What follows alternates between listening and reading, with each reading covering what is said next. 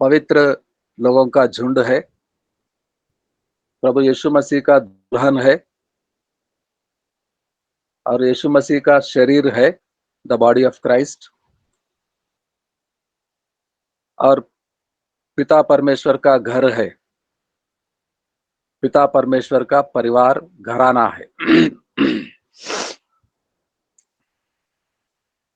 और कलीसिया में जब भी कलीसिया मिलती है, 2-3 या अधिक लोग, वहाँ कलीसिया का सिर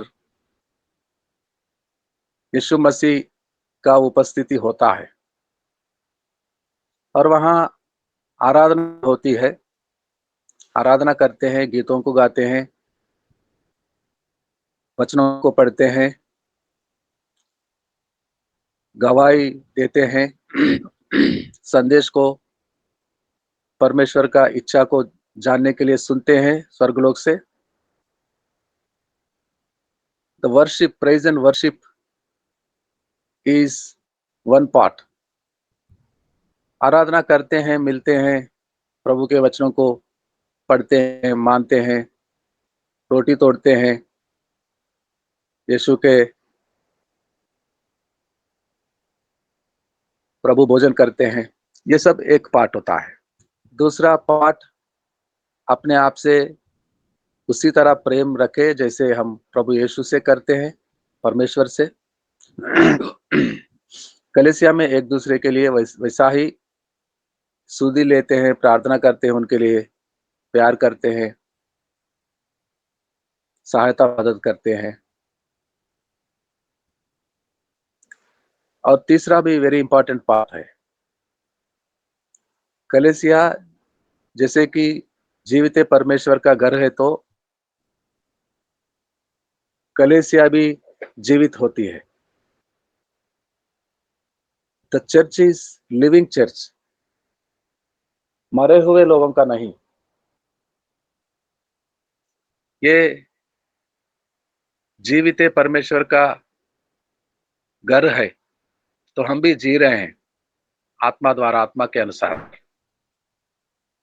हमारा ये जीवन अनंत जीवन में प्रवेश करने के लिए लगातार हम प्रयास करते हैं। और हमारे जैसे यीशु मसीह में जीवन है, यीशु मसीह का देह शरीर कलीसिया है, तो हमारे अंदर भी वो जीवन है। और ये जीवन बांटना चाहिए हमें, ये जीवन दूसरों को भी देना चाहिए हमें। ये जीवन के बारे प्रचार करते हुए, सुसमाचार के जरिए इस परमेश्वर के जीवन को बांटते हुए लोगों को जीतना एक काम है हमारे लिए। वर्शिप करेंगे, अपने आप से मेल मिलाप करेंगे, फेलोशिप करेंगे, कलीसिया, और सारे संसार में परमेश्वर के बनाए हुए लोगों को, जो परमेश्वर से दूर है, जैसे हम रहते थे पहले, हम होते थे, उसी रीति से सारे मनुष्यों को ये जीवन के बारे में सुनाना। Church is living, church is loving and church is preaching. Church का काम, चर्च को एक दायित्व दिया गया है, बड़े परिश्रम के साथ, प्रयास के साथ वो दायित्व को निभाना है। हमें संसार के लोगों को सुसमाचार देना है। संसार के लोगों को जो अंधकार में है, उन्हें स्वर्गलोक के यीशु मसीह का रोशनी को, यीशु मसीह का जीवन को उन्हें भी देकर इस रोशनी में, अंधकार में से उन्हें छुड़ाकर इस रोशनी में लाना है। और यही काम चर्च को दिया गया है, कलीसिया को।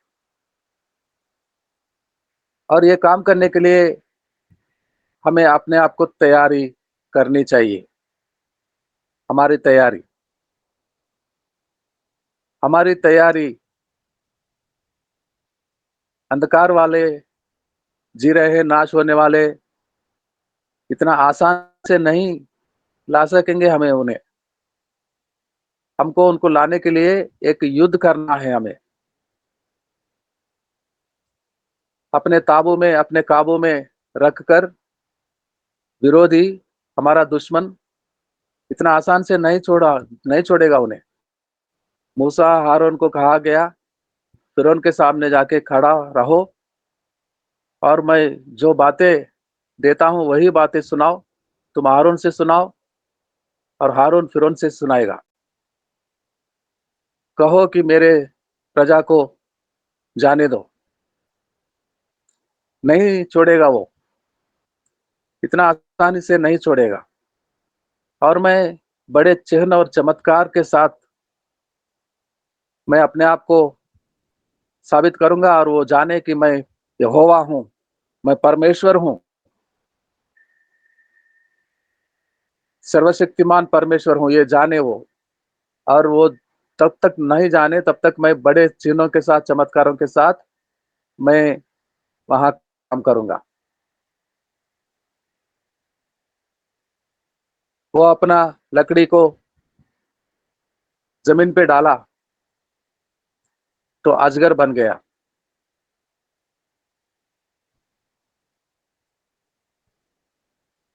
कुछ एक पल के लिए फिरौन भी डर में आ गया था, लेकिन वो कहता है मेरे पास भी है ऐसे लोग, जैसे तुम करते हो मेरे पास भी कई लोग हैं, वो भी करेंगे, वो भी करेंगे, क्या बड़ापन है इसमें। और अपने लोगों को बुलाता है, जादू टोना करने वालों को, और वो भी अपने अपने लकड़ियों को जमीन पे डालते हैं तो उनके भी लकड़ियां अजगर सांप बन जाते हैं। लेकिन यहाँ यहाँ देखिए परमेश्वर का वो चमत्कार, परमेश्वर का वो चमत्कार देखिए। हारून की लकड़ी सारे वहां के अजगरों को निगल गया। फिरौन के देश में रहने वाले जादू तंत्र मंत्र करने वाले, वो भी अपने अपने लकड़ियों को जमीन पर डाला तो वो सब सांप अजगर बन गए थे। लेकिन हारून का अजगर ढूंढ ढूंढ कर वो सब अजगरों को निगल डाला, एक को नहीं छोड़ा। और दूसरा चमत्कार देखिए, हारून फिर से अपने लकड़ी को हाथ में लेता है तो पहले जैसा था उतना ही था वो लकड़ी। मानो 100 लोग अपने लकड़ियों को नीचे डाला होगा, 100 अजगर बन गए हैं, लेकिन हारून का वो एक ही अजगर वो लकड़ी जाकर सबको निगल गया। तो पहले जितना था उतना ही था। 100 अजगर को निगल जाने के बाद भी, खार जाने के बाद भी पहले जैसा था वैसा ही है।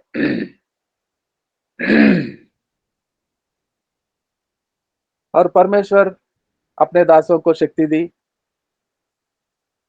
अपने आप में वो तैयार थे परमेश्वर के काम को करने के लिए। फिर उनसे कहने के लिए वाप जाकर मेरे प्रजा को छोड़ो।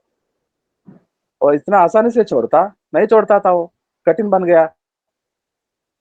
फिर मूसा ने कहा, देख तेरे नदियों का पानी, कुओं का पानी, जो घर में जितने बर्तन में रखा पानी, सुबह को पानी नहीं रहेगा। पूरा का पूरा पानी, नील नदी जो मिस्र देश का होता है, बड़ा नदी होता है, बहुत बड़ा नदी, और वो एक देवता के समान मिस्र देश के प्रजा, राजा फिरौन के घर से लेकर देवता मानते हैं, पर्व मनाते हैं, पूजा पूजा पाठ करते हैं। परमेश्वर सारे मूर्तियों को, देवताओं को दंड देना चाहता था। फर्स्ट अटैक हुआ पानी का देवता, पानी का मूर्ति, नदी, मैया कहते हैं वो लोग, मैया, जय जयकार करते हैं मैया को।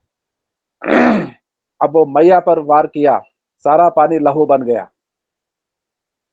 राजा से लेकर देश के, मिस्र देश के साधारण प्रजा सुबह उठकर पानी पीना चाहता था, जाके बर्तन में हाथ डालता तो पानी नहीं, लहू बन गया था। लहू नदियों में का, सारे देश भर का पानी जहां कहां भी होता है, मिलता है, सारा पानी लहू बन गया। और आगे कल 9वां अध्याय में और 2 चिन्ह चमत्कार परमेश्वर का होता है। 10वां अध्याय में पूरे 10, फिर भी नहीं छोड़ता वो। आखिर में हम पढ़ते हैं 11वां अध्याय में, वो छोड़ देता है, जाओ बोलता है, घुटने पर बैठ जाता है, गिड़गिड़ाता है, नमस्कार करता है मूसा आरोन को, प्रणाम करता है, मैं मानता हूं तुम्हारा खुदा ही खुदा है, तुम्हारा पिता ही परमेश्वर है, तुम्हारा परमेश्वर ही पिता है, जाओ अपने लोगों को लेकर जाओ, अपने लोगों को लेकर जाओ। क्या हम एक बार समाचार प्रचार करें, हम एक बार विजिट करें?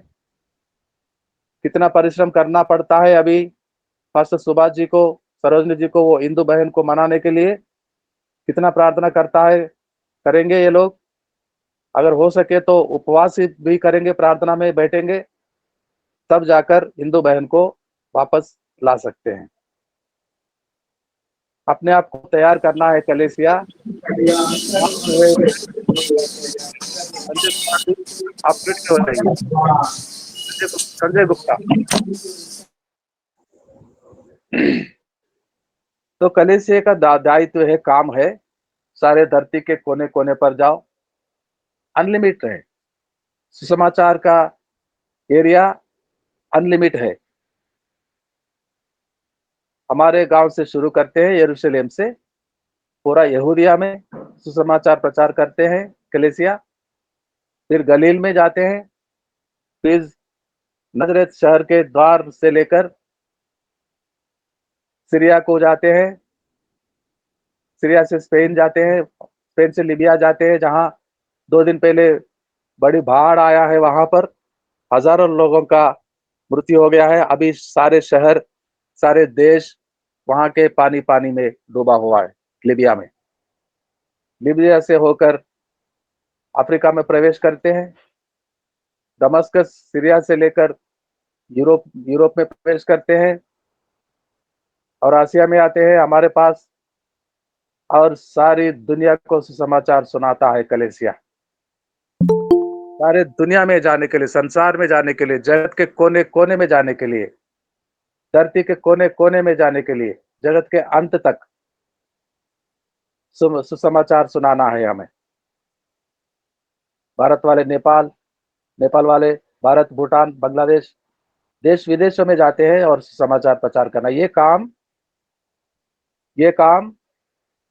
ये दायित्व हमें मिला है। कलेसिया सुसमाचार सुनाते हुए अपने आप में जीवित रहती है।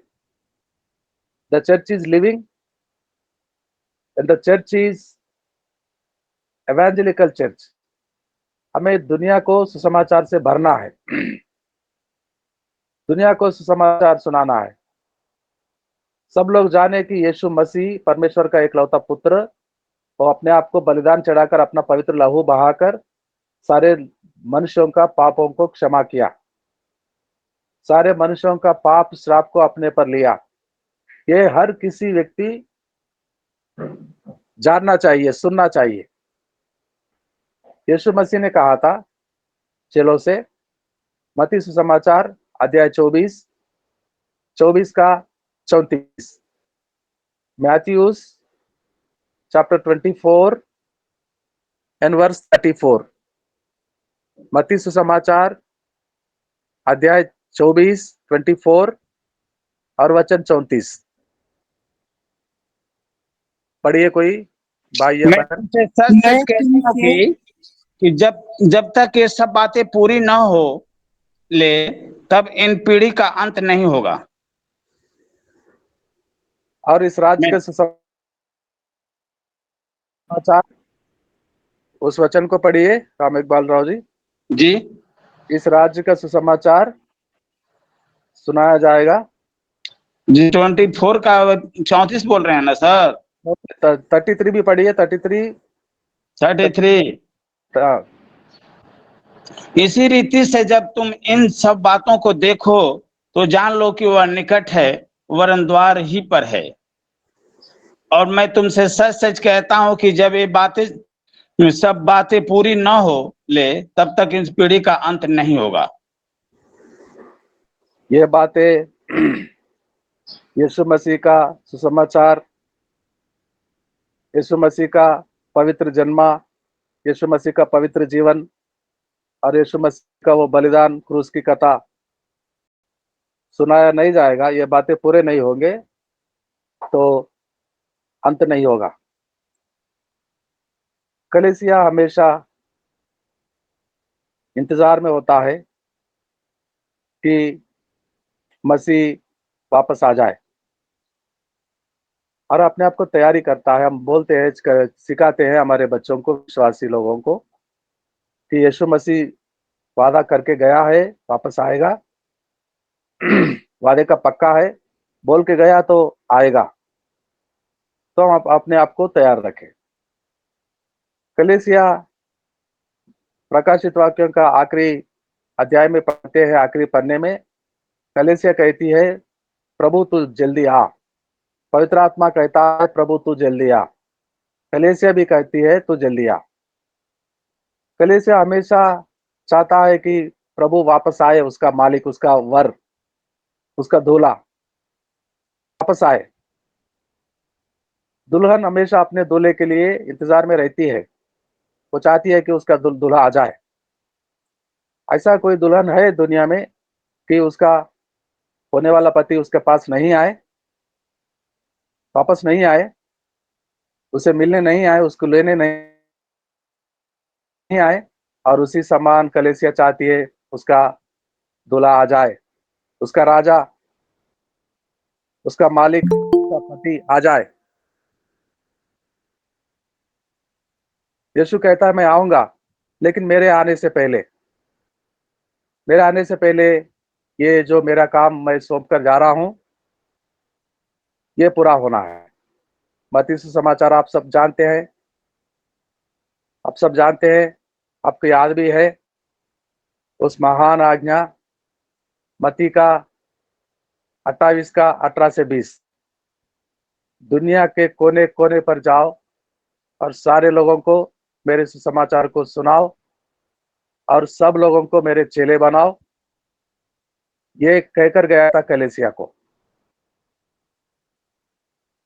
सब लोगों को सुनाओ। और ये सब लोगों का सुनाना पूरा जब तक नहीं होगा तब तक वो नहीं आएगा। ये बातें पूरे होंगी तब वो आएगा और वो अंत करेगा इस युग का। तो कलीसिया सुसमाचार सुनाने का वो दायित्व, वो काम को, वो रिस्पॉन्सिबिलिटी को निभाता है। कलीसिया जीवित है, कलीसिया जीवित है, इस बात का स्थापना सुसमाचार सुनाने वाले कलीसिया में ही होता है। कई कलीसिया ऐसे हैं, आप भी जानते हैं, मैं भी जानता हूं, वो सिर्फ हफ्ते में एक बार मिलते हैं। आज कुछ देशों में मिल रहे हैं, कल शनिवार को हमारे भाई नेपाल में मिलेंगे और रविवार को हम मिलेंगे, हफ्ते में एक बार। बस कलीसिया का काम हो गया। हफ्ते भर में क्या कर रहे हैं हम? हमारे साथी विश्वास जनों का सुधि ले रहे हैं, उनके बारे में चिंता कर रहे हैं, उनके जरूरतों को समझते हैं, कुछ मदद सहयोगिता करते हैं।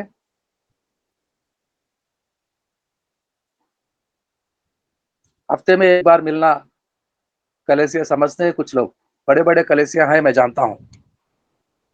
दे मीट एवरी वीकेंड, हफ्ते में एक बार मिलते हैं और दरवाजे खिड़कियां बंद करते हैं, ताला लगाते हैं और उस भवन को कलीसिया बोलते हैं। चर्च में जा रहे हैं, हम चर्च जा रहे हैं। चर्च वो नहीं होता वो बिल्डिंग, वो भवन।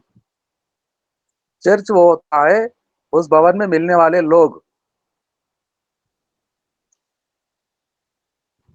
हफ्ते में एक बार मिलते हैं, हफ्ते में एक बार जीवित होते हैं, बाकी दिन क्या करते हैं, मर जाते हैं, मुर्दे हो जाते हैं।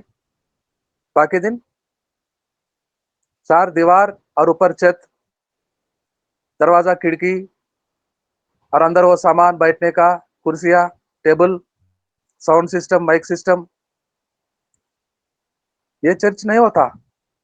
चर्च उस जगह पे मिलने के लिए आने वाले लोगों का झुंड होता है, और वो चर्च का पति, कलीसिया का पति का वधु है, दुल्हन, उसको आराधना करती है वहां आकर। और ये परमेश्वर का घर भी कहलाता है, और इसको काम दिया गया है। ठीक है, आराधना करते हैं चर्च में आके, परमेश्वर प्रसन्न होता है, आशीर्वाद देता है, ब्लेस ब्लेस करता है। लेकिन वो ब्लेसिंग में आपको एक काम देकर भेज रहा है, वो जाओ सुसमाचार प्रचार करो, लोगों को मेरे चेले बनाओ। सब लोगों को, आराधना करने वाले कलीसिया को आज्ञा देता है, आशीर्वाद से भरकर, ब्लेसिंग के साथ कमांड करता है कि जाकर मेरा काम करो, जब तक मैं नहीं आऊंगा तब तक ये काम करो, और ये काम जब पूरा होगा मैं आ जाऊंगा। ये बातें पूरे हो जाएंगी तब अंत होगा। और अब प्रेरित पौलुस हमें इक्विप करना चाहता है, हमारा तैयारी करना चाहता है। वो हम किस रीति से दुश्मन से लड़कर उसके काबू में, उसके उसके बंधनों में बंधे हुए लोगों को किस तरह से छुड़ा कर लाएंगे हम। दुश्मन के घर को खाली करने के लिए, दुश्मन के घर में घुसने के लिए पहले उसको, दुश्मन को हराना होता है हमें।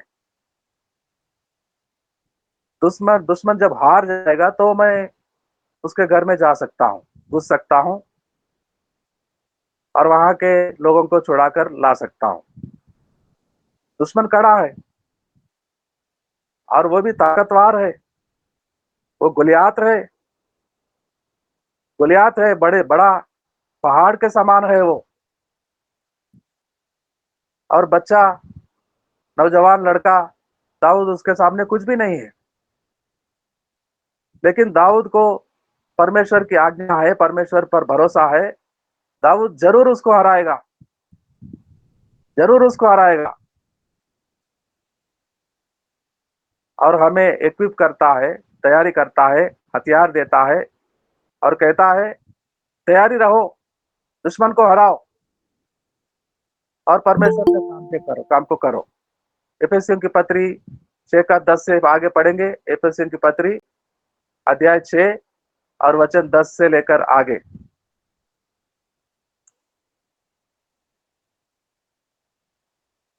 The letter for Ephesians chapter 6 and verse 10 onwards. एफेसियों की पत्री 6 अध्याय। निदान निदान प्रभु में और उसकी शक्ति के प्रभाव में बलवंत बनो। परमेश्वर के सारे हथियार बांध लो कि तुम शैतान की युक्तियों के सामने खड़े रह सको, क्योंकि हमारा यह मूल्य युद्ध लहू और मांस से नहीं, परंतु प्रधानों से और अधिकारियों से और इस संसार के अंधकार के हाकिमों से और उस दुष्टता की आत्मिक सेनाओं से है जो आकाश में है। इसीलिए परमेश्वर के सारे हथियार बांध लो कि तुम बुरे दिन में सामना कर सको और सब कुछ पूरा करके स्थिर रह सको। सो सत्य से अपनी कमर कस कर और धार्मिकता की झिल्म पहनकर और पाँव में मेल के सुसमाचार के तैयारी के जूते पहनकर और उन सब के साथ विश्वास की ढाल लेकर स्थिर रहो, जिससे तुम उन दुष्ट से सब जलते हुए तीरों को बुझा सको, और उद्धार का टोप और आत्मा की तलवार जो परमेश्वर का वचन है ले लो, और हर समय और हर प्रकार से आत्मा में प्रार्थना और विनती करते रहो, और इसीलिए जागते रहो कि सब पवित्र लोगों के लिए लगातार विनती किया करो, और मेरे लिए भी कि मुझे बोलने के समय ऐसा प्रबल वचन दिया जाए कि ठीक है मैं बहन यह जी, ठीक है, ठीक है, ठीक है विक्टोरिया जी, ठीक है। तो ये हथियार के बिना वो बलवान बलवंत दुश्मन को कैसे हराए हम? वो हमसे बहुत बड़ा ताकतवर है, इसलिए इतने लोगों को अपने कब्जे में रखा है, नहीं छोड़ता वो। फिरौन बार बार मूसा हारून से कहता था कि मैं नहीं छोड़ूंगा, मैं जाने नहीं दूंगा लोगों को, पैसा नहीं जाने देगा वो बड़ा कुयुक्त है, दुश्मन बड़ा बलवान है, हमसे बड़ा पहाड़ के समान है, और उसको जरूर हराएंगे हम, जरूर। उसके कब्जे में, उसके शिकंजे में जो लोग फंसे हुए हैं, नाश करने पर तुला है वो, हम उसका नाश करेंगे और वहां से लोगों को छुड़ा कर लाएंगे। हमारा हथियार क्या होगा? सत्य से कमर कसे रहो। सत्य, the first step is the truth. सत्य क्या है? सत्य क्या है आप जानते हैं, आपको याद आ रहा होगा, यूहन्ना सुसमाचार 14:6 में कहा यीशु मसीह खुद, मैं ही सत्य हूं। सत्य कौन है? यीशु मसीह खुद सत्य है। सत्य से हमारा कमर कसे रहे। जब योद्धा मैदान जंग में जाता है, एक मजबूत बेल्ट से अपना कमर को कसता है, ताकि उसके अंदर शक्ति हो, दौड़ सके, कूद सके, मार सके, अपने सामने वाले शत्रु को हरा सके। अगर कमर ढीली हो गई तो कुछ नहीं कर सकेगा। हमारे ढीली कमर को क्या करना चाहिए? हमें हमें वो बेल्ट पहनाना है कमर में। वो बेल्ट का नाम है यीशु मसीह, सत्य, ट्रूथ। हमारे अंदर अगर झूठी बातें होते रहेंगे, बार बार आदत से मजबूर होकर अपने साथियों से झूठ बोलते हैं, अपने घर वालों से झूठ बोलते हैं, मसीहत में, क्रिश्चियन चर्च में, विश्वास की यात्रा में झूठ का नाम का कोई चीज मिलता भी नहीं, ढूंढने पर भी नेवर। फर्स्ट स्टेप है सत्य के साथ कमर कसे रहो, बलवंत हो जाओ, हथियारों को पहनो। और पहला हथियार है सत्य। कभी झूठ नहीं बोलना मेरे मित्रों, नहीं तो वो नहीं हारेगा, वो हंसेगा, हमें हरा कर वो हंसेगा। पहले स्टेप में ही फेल हो जाते हम, उसके सामने जाते तो। झूठ बोलने वाले, झूठ बोलने का आदत नहीं छूटा है तो अभी दुश्मन को हराते नहीं, हम सुसमाचार नहीं प्रचार कर सकते। सुसमाचार सच्चा है, good news is the true gospel है, ट्रू गॉस्पेल। सच्चा सुसमाचार को झूठ के सहारे कैसे, जो मुख से सुसमाचार प्रचार करते हैं, अच्छे अच्छे खबरों को सुनाते हैं। सुसमाचार का मतलब क्या है? अच्छे खबर, अच्छा खबर। अच्छा खबर ले जाने वाले उसी मुख में से अगर झूठ बोलने की आदत नहीं छूटी अभी तक, तो हम कैसे कर सकेंगे सुसमाचार के काम को? कुछ लोग बोलते नहीं, हम सुसमाचार प्रचार नहीं करते, प्रचार करने का तो हमारा पास्टर जी का काम है, हम सिर्फ घर में होते हैं और हफ्ते में एक बार जाते हैं वहां। घर में रहो, आराधना में हफ्ते में एक बार जाके मिलते हैं, तो वहां कुछ लोग होते हैं सुसमाचार को सुनाने वाले, प्रचारक वहां होते हैं, वो जाते हैं दिन ब दिन नए नए जगह में। लेकिन कुछ लोगों का, दाऊद ने एक सिस्टम बनाया था, युद्ध में जाते थे कुछ लोग, और उनके लिए एक कैंप होता था, कंटोनमेंट, और वहां उनके लिए चाय पानी का, नाश्ता का, ब्रेकफास्ट का, लंच का, दोपहर का खाना बनाने का काम होता था। कंटोनमेंट में उनके कपड़े धोने वाले होते थे। कंटोन में उनके हथियारों को संभालने वाले होते थे। युद्ध में 10 लोग लड़ रहे हैं तो 100 लोग उनके पीछे घर में होकर काम करने वाले होते हैं। सुसमाचार प्रचार करने वाले जाते हैं आगे आगे, और घरों में रहने वाले बहनें, बेटियां, बेटा, भाई बूढ़े हो गए हैं, नहीं जा सकते, तो घर में बैठकर प्रार्थना में बैठो, प्रार्थना करो। प्रार्थना करने वालों को भी फल मिलता है। युद्ध में जीतने वालों को जितना फल मिलता है रुपया, उनके लिए प्रार्थना करने वाले कंटोनमेंट में बैठकर, कैंप में बैठकर उनके लिए प्रार्थना करने वालों को भी उतना ही फल मिलता है। और यहाँ पर भी कलेसिया सुसमाचार को प्रचार नहीं करता तो वो लिविंग कलेसिया नहीं होता। कलेसिया जीती है सुसमाचार प्रचार करने के जरिए। कलेसिया अपने आप में मिलकर आराधना करने से जीवित नहीं होता। परमेश्वर उस कलेसिया को छोड़ जाता है। ये लोग सिर्फ आते हैं, कुछ देर मेरे लिए गाना गाते हैं और कुछ मांगते हैं अपने लिए और चले जाते हैं, मेरे काम को नहीं करते। अगर उसका दिया हुआ काम को, सुसमाचार प्रचार करने का काम को, अंत के दिन को जल्दी लाने का काम को नहीं करते तो परमेश्वर से कुछ नहीं मिलता। आई रिपीट वंस अगेन, कुछ भी प्रयास करो, हफ्ते में एक बार मिलने वालों को कुछ नहीं मिलता वहां से, स्वर्गलोक से। इसलिए बीमार पड़ जाते हैं, इसलिए नष्ट हो जाता है व्यापारों में, इसलिए काम नहीं मिलता है, इसलिए बड़े दिक्कतें आते हैं। जो कलेसिया सुसमाचार प्रचार नहीं करता वो उस कलेसिया को कुछ भी नहीं मिलता, कुछ भी नहीं मिलता। जो कलेसिया सुसमाचार प्रचार करने का काम हर दिन करता है उस कलेसिया को सब कुछ मिलता है, सब कुछ मिलता है। तुम परमेश्वर के राज का खोज करो और ये सारे चीजें तुम्हें मिल जाएंगे। साफ साफ कहा था परमेश्वर ने, चिंता मत करो, घर में बैठे रहो, मैं सब कुछ दूंगा, कुछ काम मत करो, परमेश्वर के राज को छोड़ो, भूल जाओ, सब कुछ ले लो। ऐसा नहीं कहा था यीशु मसीह ने। यीशु मसीह कह रहा है मेरा काम को करो, मैं जब तक वापस नहीं आऊंगा तब तक मेरा कलेसिया मेरा काम को करता रहे। कलेसिया पूरा घर में रहने वाले, आगे आगे जाने वाले, प्रचार करने वाले, संदेश को सुनाने वाले, भवन में काम करने वाले, साफ सफाई करने वाले,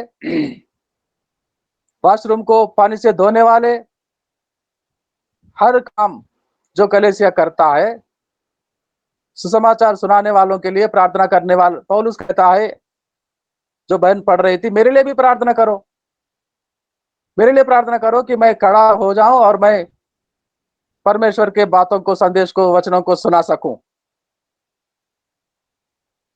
एक जाकर सुसमाचार प्रचार करने के लिए जा रहा है तो 10 लोग उसके पीछे काम करना है, प्रार्थना करना है। जंग में दाऊद के लोग लड़ते थे, 10 लोग, तो कंटोनमेंट में 100 लोग बैठते थे, खाना बनाने वाले, कपड़े धोने वाले, हथियार को साफ करने वाले, क्या क्या काम नहीं होता वहां पर। तो ये काम जो कलीसिया करता है उस कलीसिया के लिए सब कुछ परमेश्वर देता है। मैं बार बार रिक्वेस्ट मेरे पास आता है, हम बहुत परेशान हैं, बहुत तकलीफ है, मुझे बहुत दुख होता है। मैं यीशु से कहता हूँ, क्या यीशु मसीह तेरा सेवक इतना दुखद परिस्थितियों में है, पूरे परिवार के परिवार बीमार हैं, तो क्या कर रहा है यीशु? तू क्या कर रहा है? तू संभालता नहीं मेरे भाइयों को, मेरे बहनों को, मेरे बच्चों को, मेरे साथियों को? तू इतना कठिन कब से हो गया यीशु मसीह? तू इतना दयालु परमेश्वर इतना कठिन कैसे हो गया, कब से हो गया? और क्यों हो गया? क्यों हो गया? क्यों नहीं जाता उनके घर में? क्यों नहीं संभालता? क्यों नहीं चंगा करता? हम लोगों के, दुनिया के लोगों को बोलते हैं कि हमारा यीशु मसीह सबको चंगा करने वाला। तू मेरे भाइयों को चंगा क्यों नहीं कर रहा है? क्यों नहीं करेगा तू? ऐसा क्यों करता है यीशु मसीह? रोते रहता हूं और मैं विनती करता हूं, जा यीशु मसीह, जा मेरे भाई के घर में, संभाल उनको। खाना नहीं होगा तो कैसे होगा? कैसे होगा? परमेश्वर घर का भाड़ा नहीं देते तो कैसे उस घर में रहने देगा वो मालिक? पावर सप्लाई कैसे मिलेगा उनको जो मेरे पिछले महीने भर का बिजली का बिल नहीं भरेंगे तो? फोन कैसे बजेगा जो इस महीने का रिचार्ज नहीं करेंगे तो? ये सारे जरूरतें कैसे पूरा होगा मालिक? दयालु, कृपालु, तेरा प्रेम क्या हो गया? खत्म हो गया? तू कुछ नहीं करेगा? और जवाब यही होता है, मेरे लिए काम करने वालों का जिम्मेदारी मेरी है। मैं प्रोवाइडर हूं, मैं उपाय करने वाला हूं और मेरा उपाय खुला है। जो मेरा काम करता है मैं उसको देता हूं। कलीसिया अपना स्वामी का काम करता जीवित है, उसका काम नहीं करता। क्या काम है? आराधना करो, संडे को मिलो, शुक्रवार को मिलो, सैटरडे को मिलो, आपस में प्रेम रखो, एक दूसरे का सुधि लो और उसका काम को भी करो। बहुत ही महत्वपूर्ण है। पहले एक करते हैं, बस संडे को मिलते हैं, आराधना में मिलते हैं और दूसरा तीसरा काम नहीं करते। अपने आपस में मेल मिलाप नहीं करते, एक दूसरे का सुधि, एक दूसरे की चिंता नहीं करते और संसार में नाश होने वालों के लिए भी चिंता नहीं करते। तो क्या कलीसिया है ये यीशु का कलीसिया है या एक सोशल क्लब है जैसे कि संसार में होते हैं? जैसे कि संसार में होते हैं, छोटे छोटे क्लब बनाते हैं और मिलते हैं, खेलते हैं, कूदते हैं, खुशियां मनाते हैं। खेलने के लिए, कूदने के लिए, खुशियां मनाने के लिए जाते हैं हम कलीसिया में हफ्ते में एक बार। तो ऐसा कलीसिया परमेश्वर को नहीं चाहिए। He never accept such churches. आराधना करेंगे, विनतियां करेंगे, दुआ करेंगे, प्रार्थना करेंगे और हफ्ते भर में एक दूसरे की चिंता करेंगे, बातें करेंगे उनके साथ, फोन पर बातें करेंगे, जान लेंगे कि उनका हालत में सुधार आया है कि नहीं। उनके बच्चे बीमार पड़े थे, जब संडे को मिले थे तो अब वो चंगे हुए कि नहीं। उनके घर में खाने को नहीं था, वो बड़े परेशान में थे, तो परमेश्वर उनके साथ चलता है कि नहीं। और संसार में, हमारे चर्च में इतने तकलीफ होते हैं, हमारे बीच में इतना इतना जरूरतें होते हैं, हमारे लोग ही इतना चंगे, इतना बुरे हो जाते हैं, बीमार पड़ जाते हैं। तो उनको कब जीतेंगे हम जो संसार में पड़े हैं नाश होने में? उनको कब सुनाएंगे सुसमाचार? उनके लिए कब चिंता करेंगे? उनके लिए कब, जाने वालों के लिए कब प्रार्थना करेंगे? हमारा रोना ही पूरा नहीं हो रहा है यहाँ पर। हमारे बच्चों का फीस नहीं भर पा रहे हम, हमारे बीमारी के लिए दवा नहीं कर सकते हम। हमारा रोना ही रोज का रोना है। तो नाश होने वालों के लिए, जो दुश्मन के कब्जे में है, दुश्मन को कब हराएंगे, कब जीतेंगे, कब हमारा जंग में जाना होगा? The church is living because the church is preaching the gospel. कलीसिया जी रही है आज, यही कारण है कि कलीसिया सुसमाचार को प्रचार कर रही है। और जो कलीसिया सुसमाचार को प्रचार करता है, परमेश्वर के काम को पूरा करता है, दायित्व को निभाता है, और उसी कलीसिया के लिए स्वर्गलोक के भंडार खुला है, खुला है वहां पर। The heavenly treasures are open.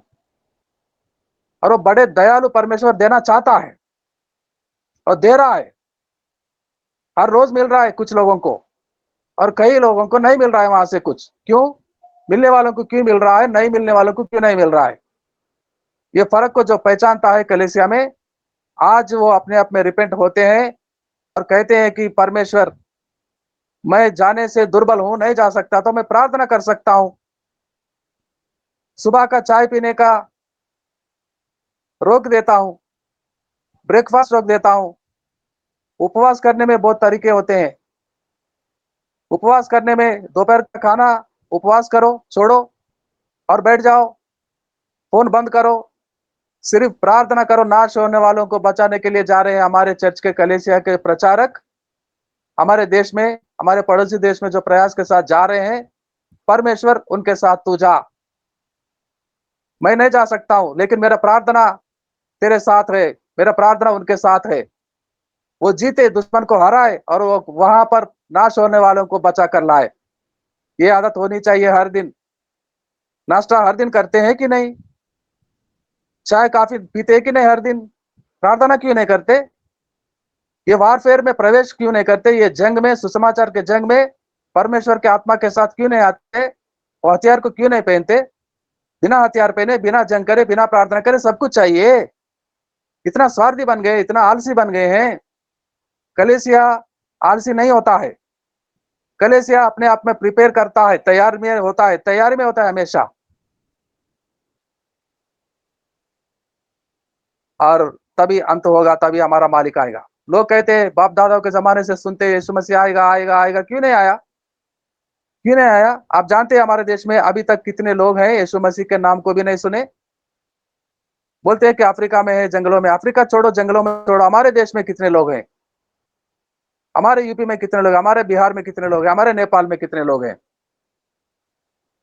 बहुत सारे लोग हैं यीशु मसीह का नाम अभी सुने नहीं। और जो सुने भी है तो अभी तक वो बचा पाए नहीं हम उनको। अभी तक वो शिकंजे में फंसे हैं, शैतान के, दुश्मन के कब्जे में है। छुड़ा कर नहीं लाया हमने, छुड़ा कर लाना है। और यह काम कलीसिया करता है तो उसके लिए परमेश्वर का भंडार खुला है। आइए आखिरी प्रार्थना होगी। आखिरी प्रार्थना होगी प्रशांत पास्टर जी ओडिशा से। Praise the Lord sir, praise the Lord. Praise the Lord. आपको भी, आपके परिवार कलीसिया को। और बेटी पढ़ रही है एमबीए में? जी ज्वाइन, हाँ सर, एमबीए में ज्वाइन किया है अभी। Very good, very good. और बेटे के लिए सर प्रार्थना करते हैं, उसको अच्छा सा नौकरी मिले। लगातार प्रार्थना करते हैं पास्टर जी। लेकिन बहुत समय हो गया है। आइए आखिरी